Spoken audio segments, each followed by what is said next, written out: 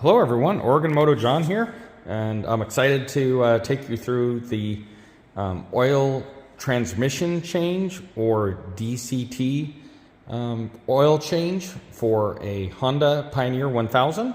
This just happens to be the 3-seater, but it should apply to the other the 5-seater as well. And again, this is just for the transmission. If you want to see another video for the engine, please see the link in the description for the one where I changed the engine oil. And quite frankly, this is much easier to do than the engine. So if you've already done the engine oil, this is a piece of cake. So stay tuned, let's get started. It's going to be quite simple. You just need 1.22 quarts of oil. So pick up 2 quarts of Honda spec oil. I'm going to use the Honda 1030 oil, but you can use whatever else you want that falls within spec.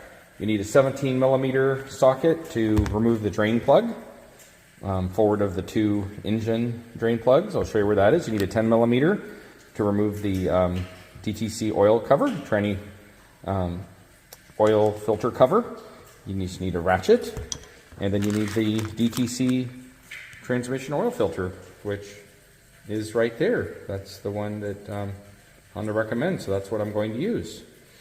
So let's go ahead and get started. The first thing is to go ahead and remove the seat and the cover under the seat so you can get to the transmission dipstick. So to remove the seats, most of you have probably done this before. You just come over here to this latch. It's pretty simple.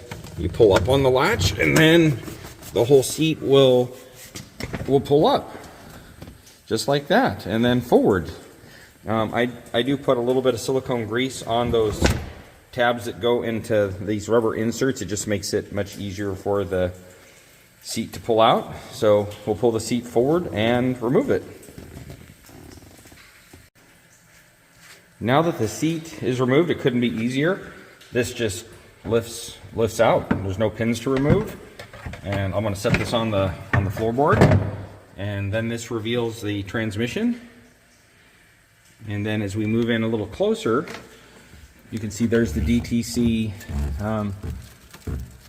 dipstick. So I'm going to go ahead and loosen that so that the oil will flow out better, so it has air that can enter. When we remove the plug, air can come into the DTC or transmission, and there we go. So we'll just leave that there for now. Now let's go down below and remove the oil plug. So just to show the orientation as we go under the machine, I'm starting from zoomed out here. So we're walking in towards the machine. I'm grabbing my socket, 17 millimeter socket on this ratchet.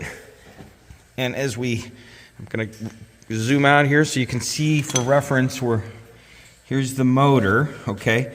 But we're going to move forward of the motor quite a bit, and then it says right here, it says sub-transmission oil. So this is the transmission oil plug right there to drain it. Now, do not move to the rear section where you can see an engine oil plug here and an engine drain plug there. Okay, those are both engine oil drain, and it's marked as such, but those are 12 millimeters. Do not remove them. Don't go get a 12 millimeter, that'll drain your motor. So come up here, this is a 17, and it is marked on this model. We're going to remove this 17 millimeter plug there and drain the oil into our drain pan. So make sure you have, of course, a drain pan. Let's go ahead and remove that 17 millimeter bolt. So there's that 17 millimeter bolt. We're going to come up there, get our ratchet on it, and we're going to break it loose. Now I'm going to take that out by hand and drain into our drain pan.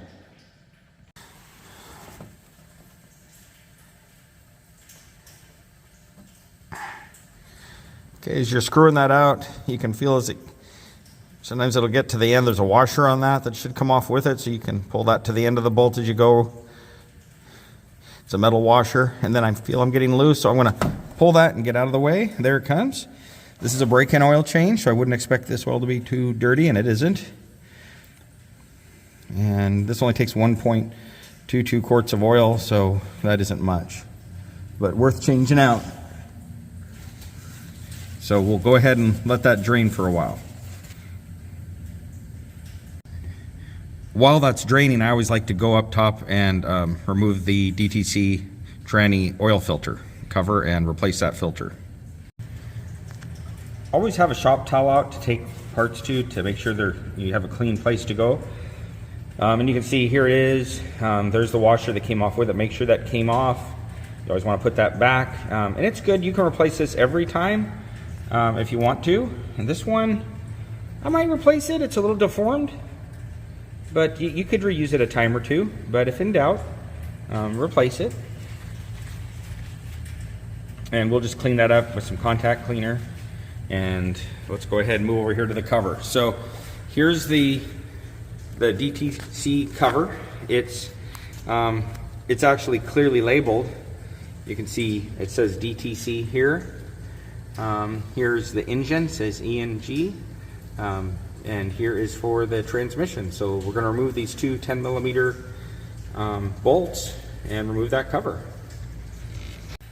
Okay, let's remove this DTC cover. This shouldn't be hard because these are small. I just break those loose like that. Good. And then I'll just remove these by fingers.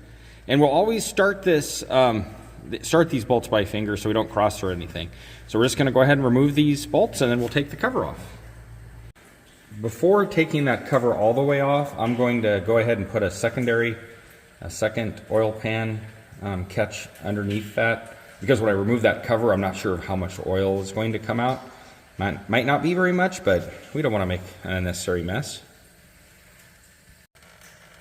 I'm glad we put the cover there, something under the cover, because as I removed that one bolt, oil started to drip out into that pan. So you definitely want to put something there. And we'll go ahead and take out this other bolt and remove the cover and take it aside to a clean area. And that cover came off no problem. It was spring loaded, and it basically popped right off the minute those bolts were loose. And so here we have the cover and the bolt. And there's a spring, so you'll notice you're going to put that spring out. The rubber grommet will go inside, and there's an O-ring. So that's pretty nice setup, pretty easy to work with. So we'll go ahead and remove the filter and that spring now. And always take your clean parts and put them over someplace clean where they're not going to get contaminated. So we'll just take that spring out, and if you do a good job, you can drop it like I did. We'll catch that in a second. And then this filter should just wiggle out. You can always take a needle nose pliers if you need to, and if you're not getting it out, you don't want to dig around and mar the surface, so I'll show you how we can do that. So we really don't want to pry around this filter, so you can take a needle nose pliers and actually put it in there and then open it instead of closing it. So I'm going to put this in here, and I'm going to open it instead of closing it, and I'll be able to get that out. I'm not sure if I can do this one-handed or not for the video, but I'm going to try. There we go.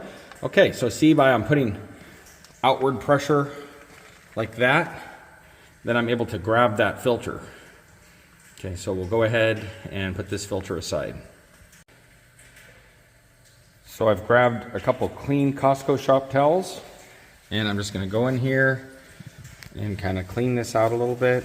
You could use some contact cleaner in there, but I don't think it's necessary. I'm just going to wipe this out, wipe around the cover, make sure there's no debris on the cover. Mating surfaces here, as you want that O-ring to seal up nice and tight there without any debris in the way to cause a leak. And you can get most of the oil out, but if you don't get all of it out, as long as it's clean, I don't see, there's no particles, I don't see it. You need to get every bit out. So we'll prep that, and let's go ahead and get our filter in there. So here's the filter that we're going to put in. That's a Honda filter. And we're going to put it rubber goodie in. You can put a little engine oil on the inside of that if you want to. Probably a good idea. Just help it slip on.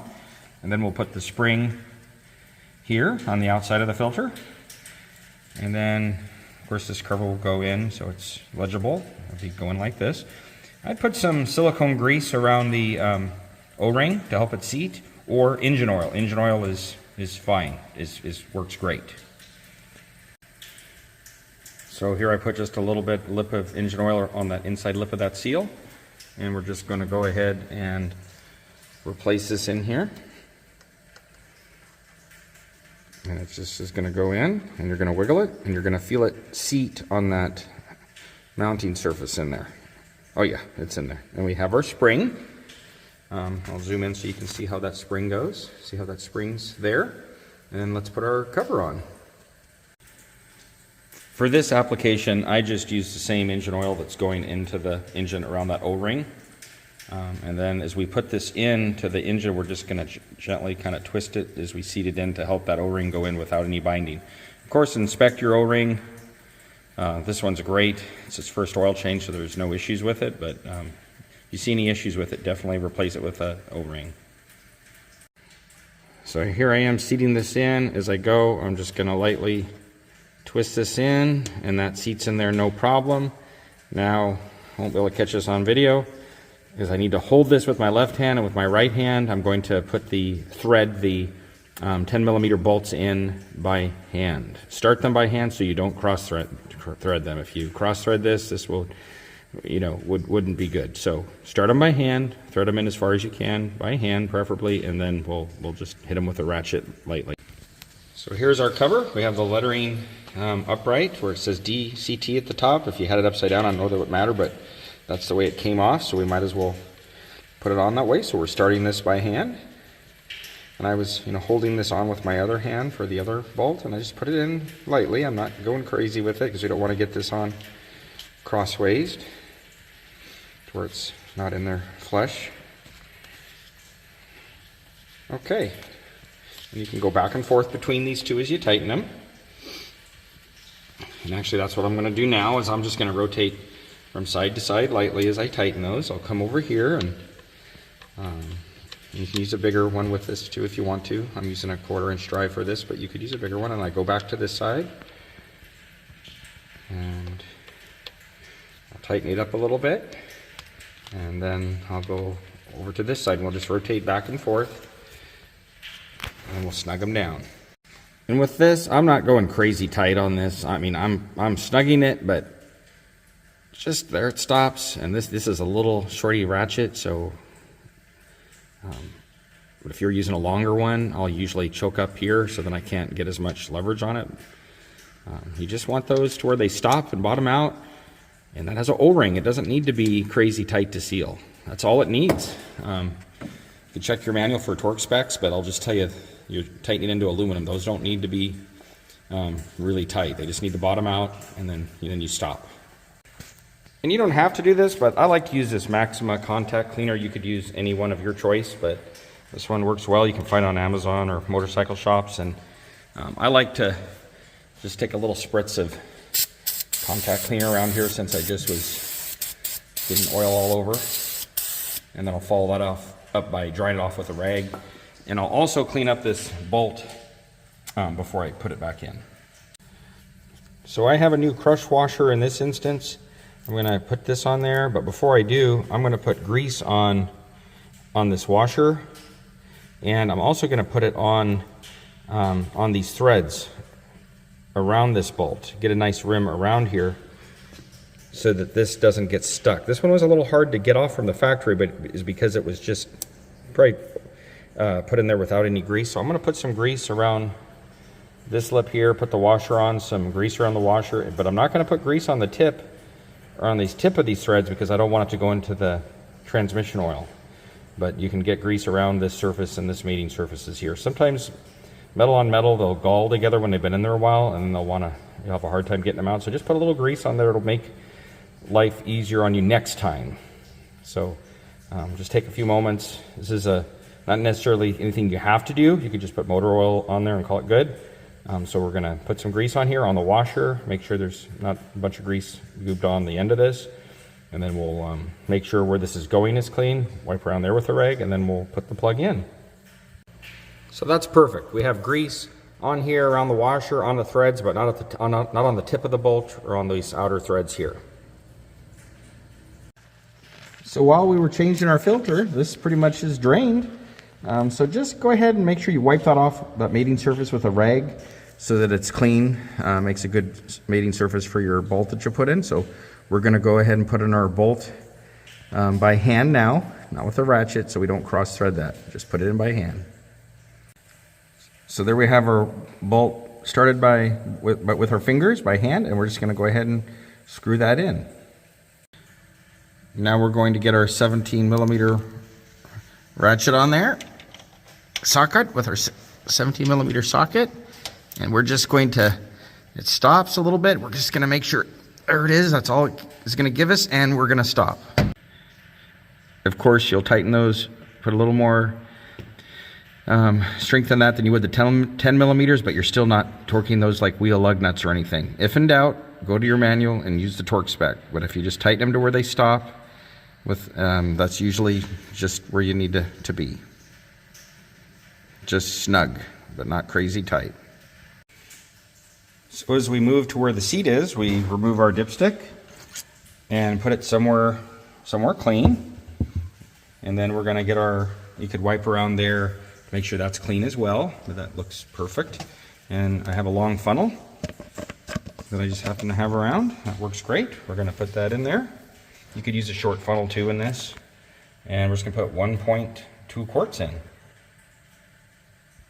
Okay, the moment we've been waiting for, all that work so that we could put in this 1.22 quarts for the Honda manual into this DCT transmission. But Hondas, if you maintain them, they will go forever. And feel free to follow the specs of your manual when you should change the oil. But I like to do a break and oil change pretty early on, around 20 hours. And then I'll go to the Honda, what Honda specs are once a year for the low use that this vehicle will probably get. Relatively low use. So there's 1 quart, and we're just going to put in roughly another quart. So there's 1 quart in, and now we're going to put in roughly 0.22 or 1/4 of a quart. So to check the oil, you wipe your dipstick off. I've already done that. And then you insert this in, and you do not screw it in. So we insert this in, and then we pull it out, but we do not screw it in, and we're right where we should be. So I'm going to stop. Honda doesn't say to warm up the vehicle first or anything like that. It just says to fill it and then check it.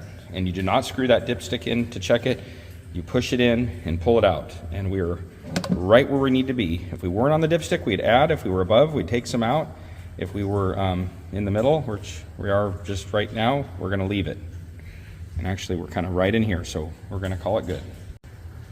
So screw your dipstick in, replace your cover. This will just set on there, and then replace your seat, and that's it. You're done. Be sure to record when you change your oil, date and time. Well, more than time, more the date and the hours and the mileage, so you can keep track of that. All right, thanks for watching. Hope this helps, and take care of your Honda, and it'll give you many years of service to come. Thanks for watching. Have an awesome day. Seize the day. Lastly, be sure to dispose of your oil. I'm going to take that oil out of that drain pan, put it in those jugs, and I can take it to my local recycling place. Some auto shops and things will take your oil, but dispose of it properly.